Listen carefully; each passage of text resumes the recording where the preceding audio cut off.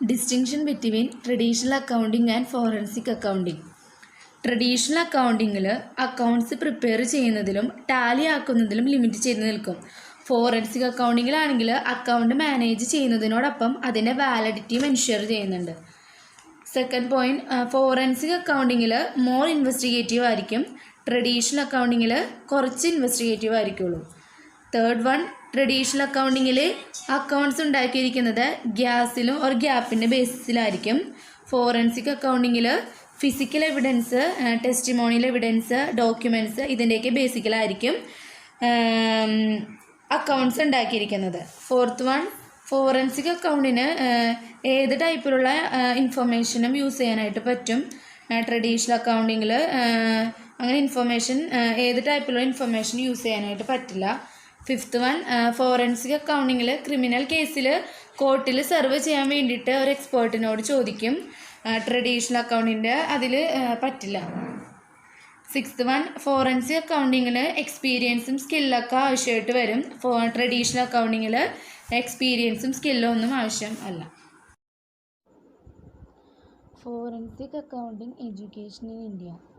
ഇന്ത്യയിൽ forensic account എന്ന് പറയുന്നത് ജനിച്ചൊരു കുട്ടിയെ പോലെയാണ്. അമേരിക്ക പോലുള്ള രാജ്യങ്ങളിൽ ഈ ഫോറൻസിക് അക്കൗണ്ടിനെ കുറിച്ചുള്ള പല കോഴ്സുകളും റിസർച്ചുകളും ജേർണൽസുകളൊക്കെ ഉണ്ട്. എന്നാൽ ഇന്ത്യയിൽ ഇപ്പോഴും ഇത് ഇനീഷ്യൽ സ്റ്റേജാണ്. KPMG പോലുള്ള കമ്പനീസുകളിലൊക്കെ ഫോറൻസിക് ഓഡിറ്റും മറ്റ് സർവീസും ഓഫർ ചെയ്യുന്നുണ്ട്. കുറച്ച് ഇൻസ്റ്റിറ്റ്യൂഷൻസൊക്കെ ഫോറൻസിക് അക്കൗണ്ട് ഓഫർ ചെയ്യുന്നുണ്ട്. അതാണ് ICI, India forensic, IFS, Gujarat forensic science university, BML, Munjal university. അതിൽ വന്നതാണ് ICI. എന്ന് വെച്ചിട്ടുണ്ടെങ്കിൽ ഇവർ ഫോറൻസിക് അക്കൗണ്ടിങ്ങിലും ഫ്രോഡ് പ്രിവെൻഷനിലും ഒരു സർട്ടിഫിക്കറ്റ് കോഴ്സ് ഇൻട്രൊഡ്യൂസ് ചെയ്തിട്ടുണ്ട്. ഫോറൻസിക് അക്കൗണ്ടിൻ്റെയും ഫ്രോഡ് പ്രിവെൻഷൻ്റെയും ഇമ്പോർട്ടൻസ് ഇൻക്രീസ് ആവണുണ്ട്. അടുത്തത് ഇന്ത്യ ഫോറൻസിക് എന്ന് വെച്ചിട്ടുണ്ടെങ്കിൽ അവർ സർട്ടിഫിക്കറ്റ് കോഴ്സസൊക്കെ ഓഫർ ചെയ്യുന്നുണ്ട്. ഈ CBFA, CAMA, CFAFA ഈ കോഴ്സസൊക്കെ അവർ ഓഫർ ചെയ്യുന്നുണ്ട്. IFS എന്ന് വെച്ചിട്ടുണ്ടെങ്കിൽ ഇവരും കുറേ സർട്ടിഫിക്കറ്റ് കോഴ്സസൊക്കെ ഓഫർ ചെയ്യുന്നുണ്ട്. Accounting and fraud examiner advanced diploma courses, PG diploma in forensic account ഇതൊക്കെ ഓഫർ ചെയ്യേണ്ട ഈ കോഴ്സസൊക്കെ. ഗുജറാത്ത് ഫോറൻസിക് സയൻസ് യൂണിവേഴ്സിറ്റി എന്ന് വെച്ചിട്ടുണ്ടെങ്കിൽ അവർ ഫോറൻസിക് അക്കൗണ്ടിങ്ങിൽ സ്പെഷ്യലൈസേഷനുള്ള MBA ഫിനാൻസ് ഇവർ ഓഫർ ചെയ്യുന്നുണ്ട്. പിന്നെ ഫോറൻസിക് അക്കൗണ്ടിങ്ങിലും PG ഡിപ്ലോമ ഇതും അവർ ഓഫർ ചെയ്യുന്നുണ്ട്. BML മുഞ്ഞൽ യൂണിവേഴ്സിറ്റി എന്ന് വെച്ചിട്ടുണ്ടെങ്കിൽ ഫോറൻസിക് അക്കൗണ്ടിലും കോർപ്പറേറ്റ് ഫ്രോഡിലും ഉള്ള എക്സ്പേർട്ടിൻ്റെ ഡിമാൻഡ് ആദ്യമായിട്ട് ഐഡൻറ്റിഫൈ ചെയ്തത് ഈ യൂണിവേഴ്സിറ്റിയാണ്. ഇവരും ഫോറൻസിക് അക്കൗണ്ടിലും കോർപ്പറേഷൻ ഫ്രോഡിലും ഒക്കെ സ്പെഷ്യലൈസ് ചെയ്തിട്ടുള്ള MBA ഫിനാൻസ് കോഴ്സൊക്കെ ഇവരും ഇൻട്രൊഡ്യൂസ് ചെയ്തിട്ടുണ്ട്.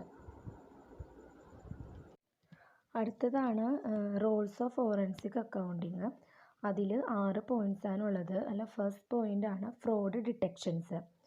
ഇതിനകത്ത് ഫോറൻസിക് അക്കൗണ്ടിൻ്റെ പ്രൈമറി ഡ്യൂട്ടി എന്ന് പറയുന്നത് എംപ്ലോയീസ് കമ്മിറ്റ് ചെയ്തിട്ടുള്ള ഫ്രോഡ് കണ്ടുപിടിക്കലും പിന്നെ ബുക്സ് ഓഫ് അക്കൗണ്ടിൻ്റെ ട്രൂ പിക്ചർ കാണിക്കാൻ ഇൻവെസ്റ്റിഗേറ്റ് ചെയ്യലുമാണ് ഈ ഫ്രോഡ് ഡിറ്റക്ഷൻ എന്ന് പറയുന്നത്. ക്രിമിനൽ ഇൻവെസ്റ്റിഗേഷൻ എന്ന് പറയണമെങ്കിൽ ഏതെങ്കിലും മാനിപ്പുലേഷനിൽ അല്ലെങ്കിൽ ഫ്രോഡിൽ ഇൻവോൾവഡ് ആയിട്ടുള്ള ഓർഗനൈസേഷൻ അല്ലെങ്കിൽ എംപ്ലോയീസിന് എതിരെയുള്ള സിവിലും ക്രിമിനലുമായിട്ടുള്ള ആക്ഷൻസ് റിപ്പോർട്ട് ചെയ്യലും ഇത് ഫോറൻസിക് ആക്ഷൻ്റെ ഒരു ഡ്യൂട്ടിയുമാണ്. അതാണ് ക്രിമിനൽ ഇൻവെസ്റ്റിഗേഷൻ എന്ന് പറയുന്നത്. Third point, reporting professional negligence. ഇപ്പോൾ ഫോറൻസിക് അക്കൗണ്ടൻറ്റ് പ്രൊഫഷണൽ നെഗ്ലിജൻസ് എന്തെങ്കിലും കണ്ടുപിടിച്ചാൽ ഈ പ്രൊഫഷണൽ നെഗ്ലിജൻസ് എന്ന് പറയുന്നത് ജനറലി ആക്സെപ്റ്റഡ് അക്കൗണ്ടിങ് സ്റ്റാൻഡേർഡ്സൊക്കെ ഫോളോ ചെയ്യാതിരിക്കാൻ, അതേപോലെ തന്നെ എന്തെങ്കിലും പ്രൊഫഷൻസ് എത്തിക്കൽ കോഡ്സൊക്കെ ഫോളോ ചെയ്യാതിരിക്കാൻ ചെയ്യണമെങ്കിൽ ഉണ്ടാകുന്ന നഷ്ടമുണ്ടല്ലോ അത് മെഷർ ചെയ്യാൻ, അതുപോലെ തന്നെ റിപ്പോർട്ടൊക്കെ ചെയ്യണം. അതിനെയാണ് ഈ റിപ്പോർട്ടിംഗ് പ്രൊഫഷണൽ നെഗ്ലിജൻസ് എന്ന് പറയുന്നത്. ഇനി 4ാമത്തെ പോയിൻ്റാണ് ആർബിട്രേഷൻ സർവീസസ്. അതിലെന്ന് വെച്ചിട്ടുണ്ടെങ്കിൽ ഫോറൻസിക് അക്കൗണ്ടൻറ്റ് ഡിസ്പ്യൂട്ട് റെസൊല്യൂഷൻ്റെ ട്രെയിനിങ് എടുത്തവരായിരിക്കും. അതായത് എന്തെങ്കിലും വഴക്കൊക്കെ ഉണ്ടാകണമെങ്കിൽ അത് സോൾവ് ചെയ്യുന്ന ഒരു മേഖലയിൽ അല്ലെങ്കിൽ അതുകൊണ്ട് ഇവരെ ഒരു മീഡിയേറ്റർ ആയിട്ടായിരിക്കും ഓർഗനൈസേഷൻ ഉപയോഗിക്കുന്നത് ഈ ആർബിട്രറി സർവീസസിൽ.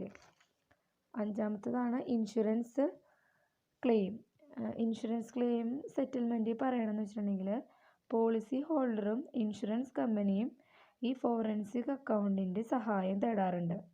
ഇൻഷുറൻസ് ക്ലെയിമിൽ ഈ പോളിസി ഹോൾഡേഴ്സും ഇൻഷുറൻസ് ക്ലെയിമുമാണ് ഈ ഫോറൻസിക് അക്കൗണ്ടിൻ്റെ സഹായം തേടുന്നത്. ഇൻഷുറൻസ് കമ്പനി ഫോറൻസിക് അക്കൗണ്ടൻ്റ് ഉപയോഗിച്ച് സെറ്റിൽ ചെയ്യേണ്ട ക്ലെയിം എത്രയെന്ന് കണ്ടുപിടിക്കാൻ വേണ്ടിയിട്ടാണ് ഇവരിങ്ങനെ ചെയ്യണത്. പിന്നെ പോളിസി ഹോൾഡേഴ്സും ഫോറൻസിക് അക്കൗണ്ട് ഉപയോഗിക്കുന്നത് ഇൻഷുറൻസ് കമ്പനി സാങ്ഷൻ ചെയ്തിട്ടുള്ള ക്ലെയിംസിനെ ക്വസ്റ്റ്യൻ ചെയ്യാൻ വേണ്ടിയിട്ടായിരിക്കും. അതിനെയാണ് ഇൻഷുറൻസ് ക്ലെയിം എന്ന് പറയുന്നത്. Then last point settlement of dispute എന്ന് പറയുന്നത് ഡിസ്പ്യൂട്ട് റെസൊല്യൂഷനിൽ ഫോറൻസിക് അക്കൗണ്ട് എക്സ്പേർട്ട് ആയിരിക്കും. ഞാൻ നേരത്തെ പറഞ്ഞ പോലെ തന്നെ എന്തെങ്കിലുമൊക്കെ വഴക്കൊക്കെ ഉണ്ടെങ്കിൽ തന്നെ അത് സോൾവ് ചെയ്യാൻ വേണ്ടിയിട്ടായിരിക്കും. സോ ഈ വേംസ് ഫോറൻസിക് അക്കൗണ്ട് ഉപയോഗിക്കുന്നത് ഈ contract dispute, constructions of claims, product liability claims ഒക്കെ ഈ കേസൊക്കെ സോൾവ് ചെയ്യാൻ വേണ്ടിയിട്ടായിരിക്കും. സോ ഈ വേംസ് ഫോറൻസിക് അക്കൗണ്ട് ഉപയോഗിക്കുന്നത് ഈ contract dispute, constructions of claims, product liability claims ഒക്കെ ഈ കേസൊക്കെ സോൾവ് ചെയ്യാൻ വേണ്ടിയിട്ടായിരിക്കും. അടുത്തതെന്ന് പറഞ്ഞിട്ടുണ്ടെങ്കിൽ ഫങ്ഷൻസ് ഓഫ് ഫോറൻസിക് അക്കൗണ്ടൻറ്റ്. ഇതിലെന്ന് വെച്ചിട്ടുണ്ടെങ്കിൽ ഫോറൻസിക് അക്കൗണ്ടൻസ് നമ്പേഴ്സ് മാത്രമായിരിക്കില്ല അവർ നോക്കുന്നത്. അവർ ഓരോ ഇൻസ്റ്റിറ്റ്യൂഷൻ്റെയും ബിസിനസ് റിയാലിറ്റീസ് കൂടിയാണ് അവർ ഡീൽ ചെയ്യുന്നത്. ഇപ്പോൾ analysis, interpretation, summarisations and presentation of complex financial, ഇതൊക്കെ ആയിരിക്കും അവരുടെ മെയിൻ ഫീച്ചേഴ്സ് എന്ന് പറയുന്നത് ഈ ഫങ്ഷൻസിൽ. പിന്നെയെന്ന് വെച്ചിട്ടുണ്ടെങ്കിൽ ഇവർ ഈ ഫോറൻസിക് അക്കൗണ്ടൻറ്റ് ലീഗൽ കൺസെപ്റ്റും പ്രൊസീജിയറായിട്ടും കൂടുതൽ ഫെമിലിയർ ആയിരിക്കും. ഇതിനകത്ത് പിന്നെ പറയണത് activities usually carried out by the forensic accountants ഇൻവോൾവിൽ കുറച്ച് കാര്യങ്ങൾ പറയുന്നുണ്ട്. അതിനകത്ത് പറയണമെന്ന് വെച്ചിട്ടുണ്ടെങ്കിൽ ഫിനാൻസുമായി ബന്ധപ്പെട്ടുള്ള എവിഡൻസ് ഇൻവെസ്റ്റിഗേറ്റ് ചെയ്യാനും അനാലിസിസ് ചെയ്യാനൊക്കെ ആയിട്ട് പറയുന്നുണ്ട്. പിന്നെ ഈ ഫിനാൻസുമായി ബന്ധപ്പെട്ട എവിഡൻസ് ഒക്കെ അനാലിസിസ് ചെയ്തിട്ട് പ്രസൻറ്റ് ചെയ്യാനുള്ള ആപ്ലിക്കേഷൻസൊക്കെ ഡെവലപ്പ് ചെയ്യാനായിട്ട് പറയുന്നുണ്ട്. പിന്നെ അവിടെ ഫൈൻഡിങ്സ് റിപ്പോർട്ട്സിൻ്റെയൊക്കെ രൂപത്തിലും എക്സിബിറ്റായിട്ടും പിന്നെ ഡോക്യുമെൻറ്റ്സിൻ്റെയൊക്കെ രൂപത്തിലൊക്കെ ആയിട്ട് കമ്മ്യൂണിക്കേഷൻ ചെയ്യാനൊക്കെ ആയിട്ടും ഇതിൽ പറയുന്നുണ്ട്. അടുത്തതെന്ന് വെച്ചിട്ടുണ്ടെങ്കിൽ services provide by forensic accountant ആണ്. ഇതിലെന്ന് വെച്ചിട്ടുണ്ടെങ്കിൽ ഒരു ഫോറൻസിക് അക്കൗണ്ടൻറ്റ് ഒരുപാട് സർവീസസ് ഒക്കെ പ്രൊവൈഡ് ചെയ്യും. അതിൽ ഇൻക്ലൂഡ് ആയിട്ടുള്ളതാണ് investigations, confirmation of fraud, litigation support etcetera. ഈ ഫ്രോഡുമായിട്ട് കണക്ട് ചെയ്തിട്ടുള്ള ഇപ്പം നിലവിലുള്ളതും പെൻഡിങ് ആയിട്ടുള്ള കേസുമായി ബന്ധപ്പെട്ട ഇഷ്യൂസിൻ്റെയൊക്കെ ഒരു ഫാക്ച്വൽ പ്രസൻറ്റേഷനാണിത്. പിന്നെയെന്ന് വെച്ചിട്ടുണ്ടെങ്കിൽ ഒരു ഫ്രോഡുലൻ്റ് അക്കൗണ്ടൻറ്റ്, ഒരു ഫോറൻസിക് അക്കൗണ്ടൻ്റ് ഒരു മികച്ച കരിയറാണ് ഡേയ്സ് ടു കം, വരും ദിവസങ്ങളിൽ കൊണ്ടുവരുന്നത്. അതിൽ ഇൻവോൾവഡ് ആയിട്ടുള്ള ആൾക്കാർ അവരുടെ അസൈൻമെൻറ്റിൽ ഇൻഡിപെൻഡൻ്റ് ആയിരിക്കും. പിന്നെയെന്ന് വെച്ചിട്ടുണ്ടെങ്കിൽ ഫോറൻസിക് അക്കൗണ്ടൻറ്റ് പ്രൊഫഷണൽ ഒരു 6th സെൻസ് ഉള്ള പ്രൈവറ്റ് ഇൻവെസ്റ്റിഗേഷൻ്റെ മേളിലായിരിക്കണം. പിന്നെ ഒരു ഫിനാൻഷ്യൽ അക്കൗണ്ടിനേക്കാളും 7th സെൻസ് ഉള്ള ഒരാളായിരിക്കണം. ബിസിനസ് എൻവയോൺമെൻറ്റിൻ്റെ പേപ്പർ ബേസ്ഡിൽ നിന്നും ഇലക്ട്രോണിക് ചിപ്പ് ബേസ്ഡിൽ ആയപ്പോൾ ഫോറൻസിക് അക്കൗണ്ടിൻ്റെ ഡിമാൻഡും കൂടി. പിന്നെ ഇയാൾക്ക് സൗണ്ട് ഇൻഫർമേഷൻ ടെക്നോളജി നോളജൊക്കെ ഉണ്ടായിരിക്കണം. ഇപ്പോൾ സാധാരണ ഉള്ള പ്രൊഫഷണൽ അക്കൗണ്ടിങ് നോളജും സ്കിൽസും കൂടാണ്ട് ഈ മൈന്യൂട്ടായിട്ടുള്ള കാര്യങ്ങൾ ശ്രദ്ധിക്കാനുള്ള കഴിവ് കൂടി വേണം. പിന്നെ ഈ കേസുകളിൽ പെട്ടിട്ടുള്ള പാർട്ടീസൊക്കെ അവരുടെ പൊസിഷൻ എന്താണെന്ന് മനസ്സിലാക്കിയിരിക്കും. സോ അവർ കോടതിയിൽ കേസിലൊക്കെ നേരിട്ട് പോകാണ്ട് വെളിയിൽ വെച്ചിട്ട് തന്നെ സെറ്റിൽ ചെയ്യാനായിട്ട് നോക്കുകയുള്ളൂ. കോടതിയിൽ പോയാൽ തന്നെ അതിൽ ടൈം കൺസ്യൂമിങ് കോസ്റ്റ്ലിയൊക്കെ ആയിരിക്കും.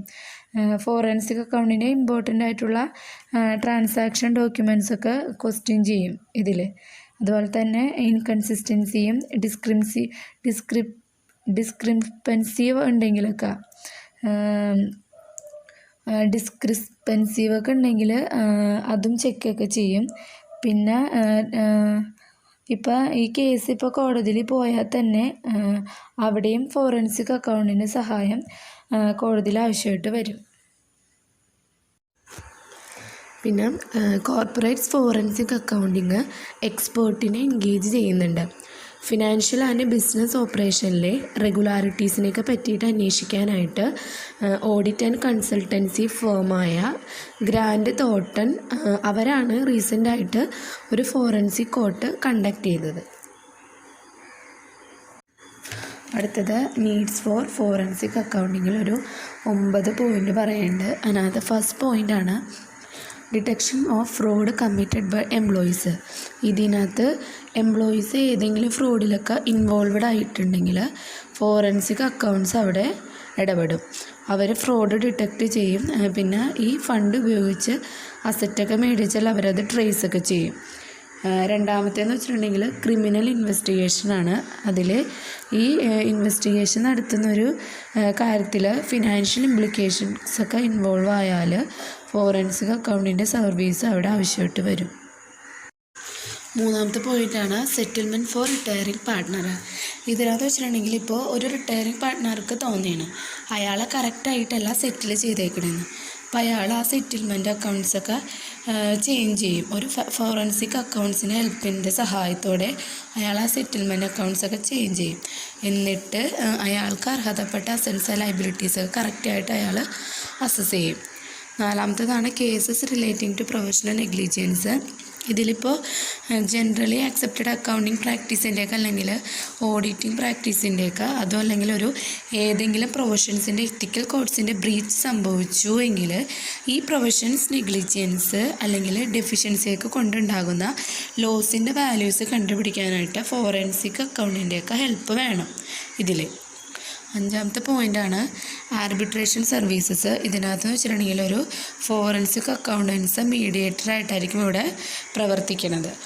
ബിസിനസ് കമ്മ്യൂണിറ്റിയിലാണ് മീഡിയേറ്ററായിട്ട് പ്രവർത്തിക്കുന്നത്. ഇവർക്ക് ഈ ഡിസ്പ്യൂട്ട് റെസൊല്യൂഷനിൽ ആ മേഖലയിൽ ട്രെയിനിങ് ഒക്കെ നേടിയിട്ടുണ്ടാവും. അതായത് പ്രശ്നങ്ങളൊക്കെ എന്തെങ്കിലുമൊക്കെ ഉണ്ടെങ്കിൽ പരിഹരിക്കാനൊക്കെ ആയിട്ട്. അടുത്തതെന്ന് വെച്ചിട്ടുണ്ടെങ്കിൽ ആറാമത്തെ point facilitating settlement regarding motor vehicle accident. ഇതിൽ ഒരു ഫോറൻസിക് അക്കൗണ്ടിന് ഈ മോട്ടോർ വെഹിക്കിളായി ബന്ധപ്പെട്ടുള്ള നിയമങ്ങളൊക്കെ അറിയായിരിക്കും. സോ ഒരു വാഹനം ഓഡിറ്റായിട്ട് എന്തോരം എക്കണോമിക് ലോസ് ഉണ്ടായെന്നൊക്കെ കണ്ടുപിടിക്കാനായിട്ട് ഇയാളുടെ സർവീസ് കൊണ്ട് ഹെൽപ്പ് ചെയ്യും. എട്ടാമത്തെ പോയിൻ്റ് എന്ന് വെച്ചിട്ടുണ്ടെങ്കിൽ ഡിസ്പ്യൂട്ട് സെറ്റിൽമെൻ്റ് ആണ്. ഇതിലെന്ന് വെച്ചിട്ടുണ്ടെങ്കിൽ കോൺട്രാക്റ്റ് ഡിസ്പ്യൂട്ട്സ്, പിന്നെ construction claims, product liability claims, infringement of patent and trade mark cases, ഇതൊക്കെ കൊണ്ട് ഇങ്ങനെയുള്ള ഇതൊക്കെ ഹാൻഡിൽ ചെയ്യാനായിട്ട് ബിസിനസ് ഫേംസ് ഈ ഫോറൻസിക് അക്കൗണ്ടിൻ്റെയൊക്കെ ഹെൽപ്പ് തേടും. ഒമ്പതാമത്തെ പോയിൻ്റാണ് മാട്രിമോണിയൽ ഡിസ്പ്യൂട്ട് കേസസ്. ഇതിലെന്ന് വെച്ചിട്ടുണ്ടെങ്കിൽ കേസുകളൊക്കെ ഫോറൻസിക് അക്കൗണ്ടൊക്കെ എടുക്കും. ഇവിടെ അവരുടെ റോൾ എന്ന് പറയുന്നത് എന്തെങ്കിലും അസറ്റൊക്കെ ഇൻവോൾവ് ആയാൽ അത് ട്രേസ് ചെയ്യുകയും ലൊക്കേറ്റ് ചെയ്യുകയും ഇവാലുവേറ്റും ചെയ്യുന്നതാണ് ഇതിൽ. അടുത്തത് പറയുന്നത് ടെക്നിക്സ് ഓഫ് ഫോറൻസിക് അക്കൗണ്ടിംഗ് ആണ്. അതിൽ ഫസ്റ്റ് പോയിൻ്റാണ് ബെൻഫോർഡ്സ് ലോ. ബെൻഫോർഡ്സ് ലോയിൽ ഇതൊരു മാത്തമാറ്റിക്കൽ ടൂളാണ്. ഫിനാൻഷ്യൽ ഡാറ്റ അനാലിസിസ് ചെയ്യാനും ഫ്രോഡ് ഐഡൻറ്റിഫൈ ചെയ്യാനാണ് ഇത് ഉപയോഗിക്കുന്നത്. ഈ റൂൾസിൽ എത്ര പ്രാവശ്യം 1 to 9 വരെയുള്ള നമ്പർ വരുമെന്നൊക്കെ നമുക്ക് പ്രെഡിക്റ്റ് ചെയ്യാനായിട്ട് പറ്റും ഈ റൂൾസിൽ, ബെൻഫോർഡ്സ് ലോയിൽ. രണ്ടാമത്തെ പോയിൻ്റ് പറയണത് തിയറി ഓഫ് റിലേറ്റീവ് സൈസ് ഫാക്ടറാണ്. ഇതിലെന്ന് വെച്ചിട്ടുണ്ടെങ്കിൽ അൺയൂഷ്വൽ ഫ്ലക്ച്വേഷനിൽ നിന്ന് ഫ്രോഡ് ഡിറ്റക്റ്റ് ചെയ്യുന്ന ഒരു ടെക്നിക്കാണ്.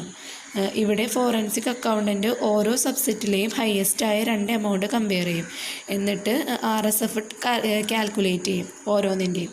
നോർമൽ റേഞ്ചിൽ കൂടുതലായിട്ട് ഫ്ലക്ച്വേഷൻ കണ്ടാൽ ഡീപ്പായിട്ടായിരിക്കും എക്സാമിൻ ചെയ്യണത്. ഈ കേസിൽ ഈ തിയറി ഓഫ് റിലേറ്റീവ് സൈസ് ഫാക്ടറിൽ മൂന്നാമത്തേതാണ് കമ്പ്യൂട്ടർ അസിസ്റ്റഡ് ഓഡിറ്റിംഗ് ടൂൾ എന്ന് പറയുന്നത്. ഇതൊരു കമ്പ്യൂട്ടർ പ്രോഗ്രാമാണ്. ഇത് ഫോറൻസിക് അക്കൗണ്ടിന് ഒരു ക്ലയൻറ്റ് ഇൻഫോർമേഷൻ ഇൻവെസ്റ്റിഗേറ്റ് ചെയ്യാനായിട്ട് ഹെൽപ്പ് ചെയ്യും. ക്ലയൻറ്റിൻ്റെ ഡിപ്പെൻഡ് ചെയ്യാണ്ടായിരിക്കും അവരത് ചെയ്യണത്. രണ്ടാമത്തെ പോയിന്റ് പറയണത് തിയറി ഓഫ് റിലേറ്റീവ് സൈസ് ഫാക്ടറാണ്. ഇതിലെന്ന് വെച്ചിട്ടുണ്ടെങ്കിൽ അൺയൂഷ്വൽ ഫ്ലക്ച്വേഷനിൽ നിന്ന് ഫ്രോഡ് ഡിറ്റക്റ്റ് ചെയ്യുന്ന ഒരു ടെക്നിക്കാണ്. ഇവിടെ ഫോറൻസിക് അക്കൗണ്ടൻറ്റ് ഓരോ സബ്സെറ്റിലെയും ഹയസ്റ്റായ 2 എമൗണ്ട് കമ്പയർ ചെയ്യും. എന്നിട്ട് RSF കാൽക്കുലേറ്റ് ചെയ്യും ഓരോന്നിൻ്റെയും. നോർമൽ റേഞ്ചിൽ കൂടുതലായിട്ട് ഫ്ലക്ച്വേഷൻ കണ്ടാൽ ഡീപ്പായിട്ടായിരിക്കും എക്സാമിൻ ചെയ്യണത്. ഈ കേസിൽ ഈ തിയറി ഓഫ് റിലേറ്റീവ് സൈസ് ഫാക്ടറിൽ മൂന്നാമത്തേതാണ് കമ്പ്യൂട്ടർ അസിസ്റ്റഡ് ഓഡിറ്റിംഗ് ടൂൾ എന്ന് പറയുന്നത്. ഇതൊരു കമ്പ്യൂട്ടർ പ്രോഗ്രാമാണ്. ഫോറൻസിക് അക്കൗണ്ടിന് ഒരു ക്ലയൻറ്റ് ഇൻഫോർമേഷൻ ഇൻവെസ്റ്റിഗേറ്റ് ചെയ്യാനായിട്ട് ഹെൽപ്പ് ചെയ്യും. ക്ലയൻറ്റിൻ്റെ ഡിപ്പെൻഡ് ചെയ്യാണ്ടായിരിക്കും അവരത് ചെയ്യണത്. നാലാമത്തെ പോയിൻ്റാണ് ഡാറ്റ മൈനിങ് ടെക്നിക്ക്. ഇതെന്ന് വെച്ചിട്ടുണ്ടെങ്കിൽ ഒരു സ്റ്റാറ്റിസ്റ്റിക്കൽ ടെക്നിക്സിൻ്റെ ഒരു സെറ്റാണിത്. ഇത് യൂഷ്വലായിട്ട് നോളജ് ഓർ ഡാറ്റയിലുള്ള പാറ്റേൺ ഡിസ്കവർ ചെയ്യാനായിട്ടാണ് ഹെൽപ്പ് ചെയ്യും. പിന്നെ ഡാറ്റ മൈനിങ് ടെക്നിക്സ് 3 വേസിലാണുള്ളത്.